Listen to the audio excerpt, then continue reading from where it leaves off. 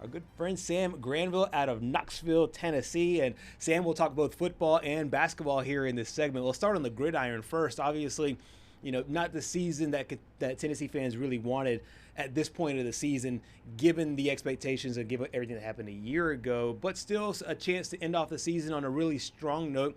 What'd you make of their game against New Mexico State? No, it was a game that most Tennessee fans thought they would win by a lot. They ended up winning by a lot, but just the response overall after everything that happened against the Oklahoma Sooners.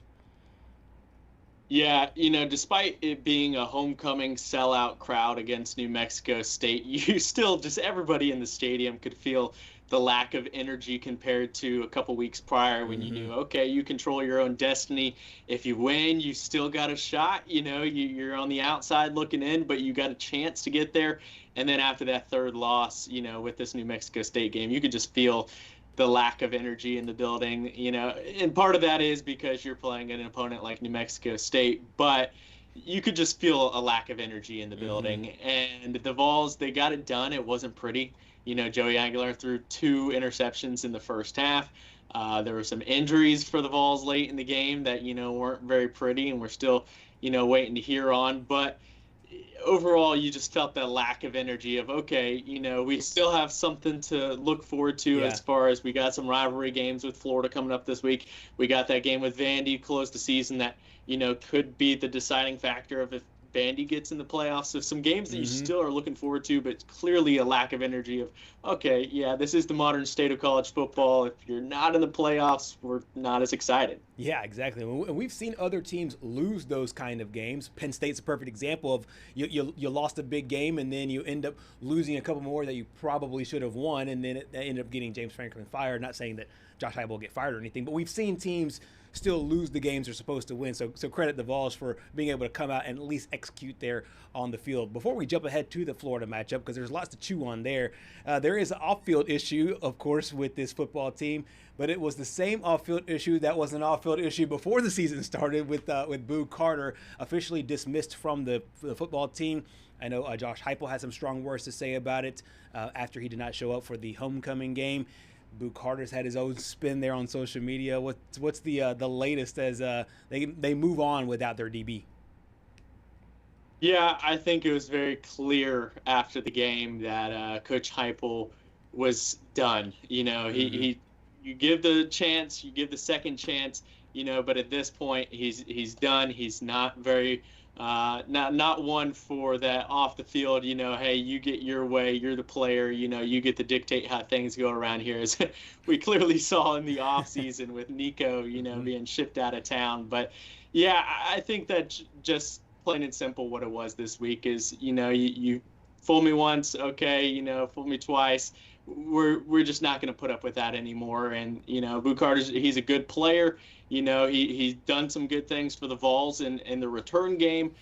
He's got the size and speed to this, on the outside of the field, which is something that the Vols need. Is they need those extra pieces, at defensive back and on the outside, especially without the key contributors like Jermon McCoy, who's been sidelined for this year. But at some point, just enough is enough. And I think that was the message from Coach Heupel this week is, hey, you can say you're injured, say you're not injured, whatever it may be, right. But, we're just not going to have that around our program anymore. Yeah, and I think you brought up a bigger point that I wanted to touch on is the fact that it feels like this might be the start of a wave of what Coach Heupel will do with the defensive back room going into next year, because obviously you mentioned it with the injuries this year, and we saw the way that took a toll on the field, and then the Boo Carter injury. Do you think that Josh Heupel will spend a lot of this offseason really retooling that room, really finding a way to get some of the best talent in that room, whether it's transfer portal, high school, or whatever, given the fact that it was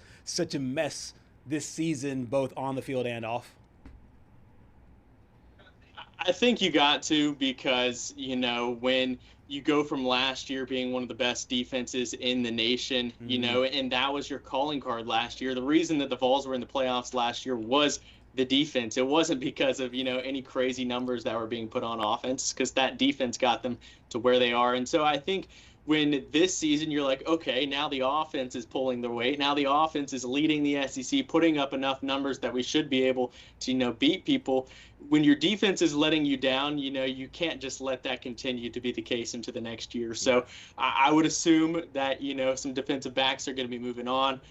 Colton Hood could be moving on to the NFL. Jermon McCoy, obviously projected first-round pick, so he's probably going to be in the NFL next season too. So whether that's young guys or whether that's the portal, that's clearly going to be a key position group that Coach Heupel is going to have to address in the offseason. Absolutely.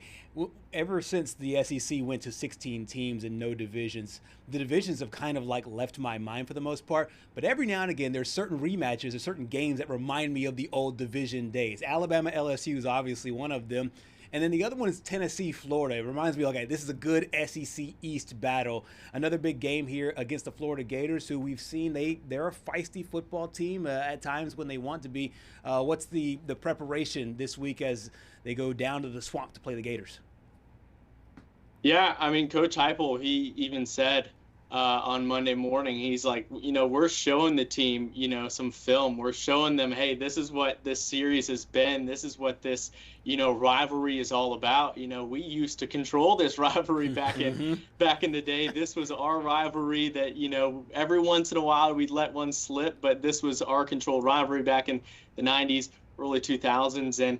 And while Tennessee certainly has kind of evened things out in recent years as far as, just picking up wins back and forth, they haven't been able to get those wins down in Gainesville. So I think this is a huge game just to show, like you mentioned earlier, when the landslide starts to go, can you recover, or are you going to continue to let that snow roll up, snowball, and just let the season end in disaster and then lack of hope for the year, for the following season. So this is a huge one, not just to, okay, let's improve our bowl game for the end of the year. Right. And, maybe not just, okay, we got to get this because it's a rivalry, but you want to have that encouragement. You want to know heading into the year prior, okay, we finally snapped that streak. We finally beat Florida in Gainesville. We got that one off our back. We don't have to worry about that being a headline going into 2 years from now, having to go into Gainesville. So this is a game that, regardless of the records, or regardless of Florida having, 3 wins on the season, regardless of do we know which team's going to show up, which, Heisman DJ Lagway, or the Lagway where we're not sure if he, he's going to throw 4 interceptions a game.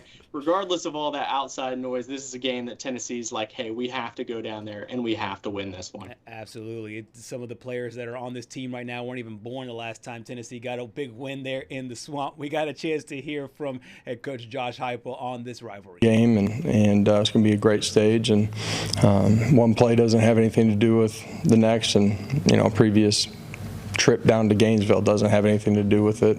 You got to prepare the right way, you got to practice the right way, and you're going to have to go play extremely well in this one. You look at, the losses that they've had, in particular here lately. It's been tight football games against really good football teams in neutral site or road games. So it's going to take our best on Saturday night.